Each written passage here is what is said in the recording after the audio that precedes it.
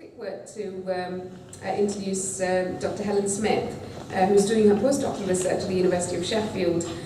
She's working as a cultural engagement research assistant on a project which has resulted in 3 theatre performances. Unfortunately, I wasn't able to actually be there. I think some people here have actually been there, so maybe we can talk to you about it in the break. And this was around Edward Carpenter's Commonwealth Cafe and Stories of Activism from Sheffield. But there is a Facebook page and a blog which documents a lot of this, so I think we can all have a look at that. She teaches undergraduates on 19th and 20th century British history with a focus on class, gender, race, identity and empire.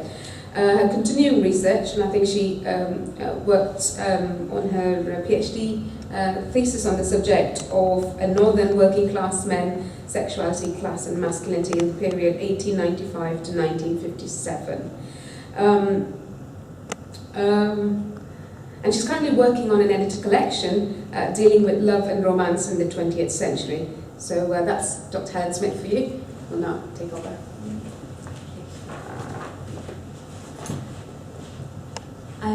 I just want to say a few brief words before the break, really, just to pick up where Esme left off, to focus just very briefly on Sheffield Archive itself, rather than archives more generally. And then after the break, I will be talking more specifically about the Carpenter Collection and how we actually use that. But we're very lucky, actually, in Sheffield to have a really fantastic archive to be able to have access to that. So not only do we have the Carpenter Collection there, which is unique, actually, and people come from all over the world to actually visit that, but there are lots of other types of information that Sheffield Archive holds as well. So there's the archive that we will be visiting this afternoon at Shoreham Street, which holds the Carpenter Collection and various other things, company records, estate records, church records. A lot of people actually go down there and use it to research family history. So if that's something that you were interested in, that's the area where you would go to be able to get access to all those types of documents, as well as to be able to use computers and be able to use websites such as Ancestry to be able to do that type of thing for free as well, which is excellent. There's another component to Sheffield Archive as well, which is the local studies library, which we won't be visiting today, but is free and open for everybody to be able to visit as well. And what's excellent about that is it has a newspaper collection available there on microfilm, and that can actually be fantastic for looking at Edward Carpenter as well. And I will talk a little bit more about that later on today. So that's just some of the things that happen here in Sheffield. Another wonderful thing about the archive that we'll be visiting later on is that they are evolving, and they are trying to collect new material as well for future researchers.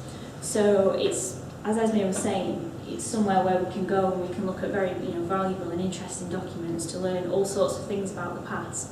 But what they're trying to do is collect new stories and collect new documentation from community groups and community partners, and actually expanding what the archive holds to represent the type of city that Sheffield's become, which is fantastic. And that's something that anybody in this room might want to become involved with as well. So there's a project that I think Kim mentioned briefly called Stories of Activism within the University of Sheffield, and that's sort of focusing on oral history and collecting people's stories, and they will all be deposited in Sheffield Archive for researchers to be able to look at and use.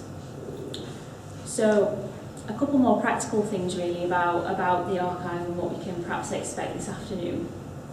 So when we get down there, it's a really nice space, it's a big space, where there's also a very good reference library in there as well, so everybody can actually go in there and use that and look at all sorts of secondary sources and books and documents. And you don't have to book those in advance, so that's really nice to be able to start your research that way.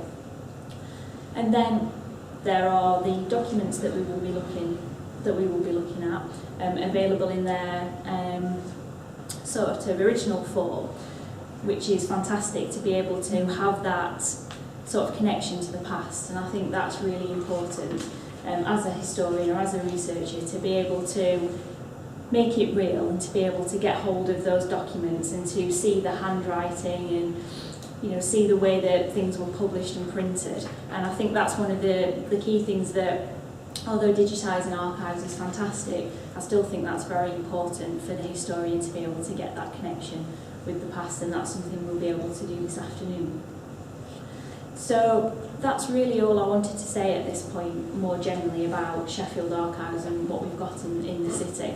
And as I say, later on we'll talk more specifics and how to actually make the best use of that archive.